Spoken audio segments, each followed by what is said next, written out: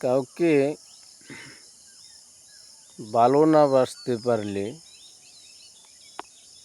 কথা দিও না। কাউকে উপকার না করতে পারলে অপকার করিও না।